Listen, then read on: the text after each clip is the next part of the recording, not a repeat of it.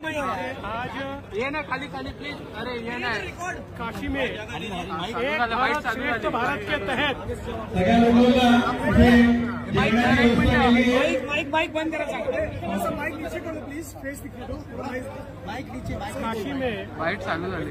एक भारत श्रेष्ठ भारत के तहत काशी मराठी संगमम ये जंगमवाड़ी के 2000 साल पुराने मठ में आयोजित हुआ। चालू है मतलब इसमें आने का मुझे मौका मिला और निश्चित रूप से काशी में रहने वाला जो मराठी व्यक्ति है वो मोदी जी के साथ है, वो मोदी जी को मानता है, इसलिए उनका प्यार मोदी जी के प्रति यहाँ पर देखने को मिला।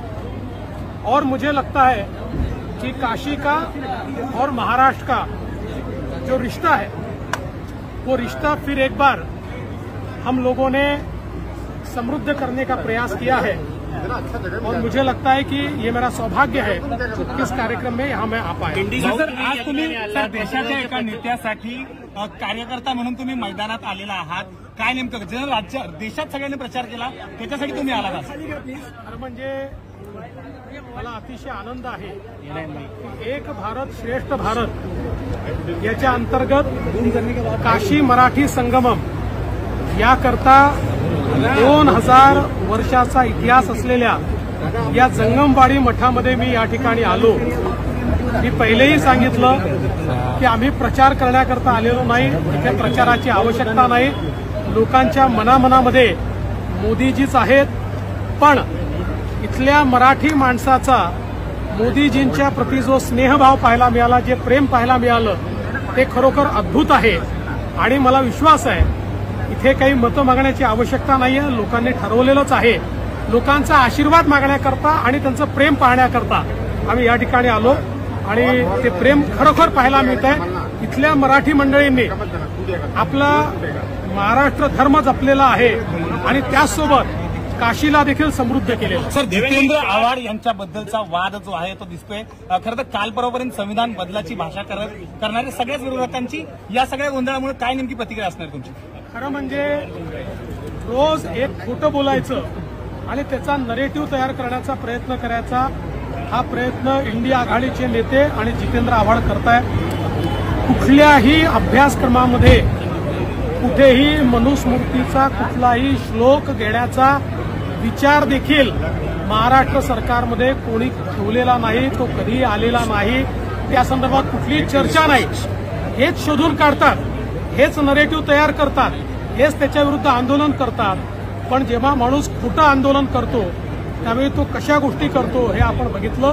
आणि आज या आंदोलनाच्या नादामध्ये, खोटेपणाच्या नादात त्यांनी चक्क भारतरत्न डॉक्टर बाबासाहेब आंबेडकरांचं फोटो फाडण्याचं काम हे त्या ठिकाणी केलंय, त्याचा आम्ही निषेध करतो।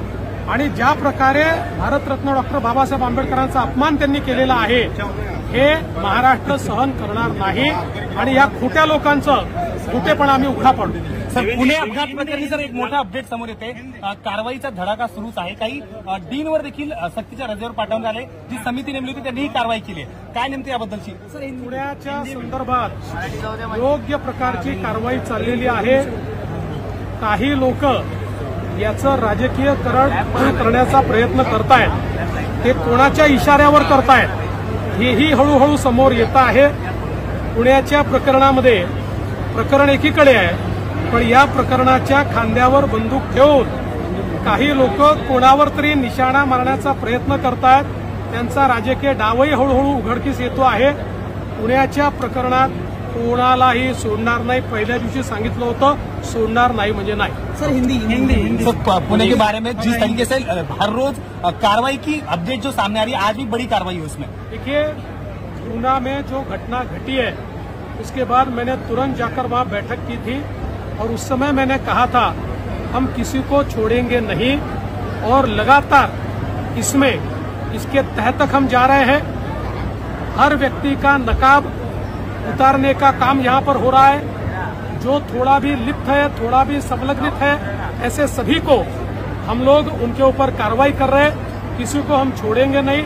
ये बात अलग है कि कुछ लोग इसके आड़े किसी और के कांधे पर बंदूक रख के किसी और पर निशाना चलाना चाहते हैं, इसका राजनीतिकरण करना चाहते हैं उनका भी पर्दाफाश होगा, और जो लोग इसमें रत्ती भर भी लिप्त है ऐसे सभी लोगों को हिसाब देना पड़ेगा। देवेंद्र जी, राहुल गांधी कह रहे हैं कि विपक्ष 400 पार की बात 400 पार की बात कर रही है, लेकिन वो 4 जून को हार रही है और सरकार बन रही है इंडिया गठबंधन। देखिए, मैं जब छोटा था तो टीवी पर सीरियल आता था मुंगेरी लाल की हसीन सपने। मुंगेरी लाल को जैसे सपने देखने का अधिकार था, वैसे राहुल गांधी जी को भी है।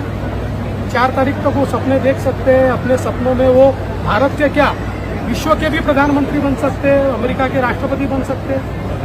अभी क्या देख रहे हैं, अभी की स्थिति क्या देख रहे हैं 6 चरण के बाद? लोगों ने जो तय किया था वही किया।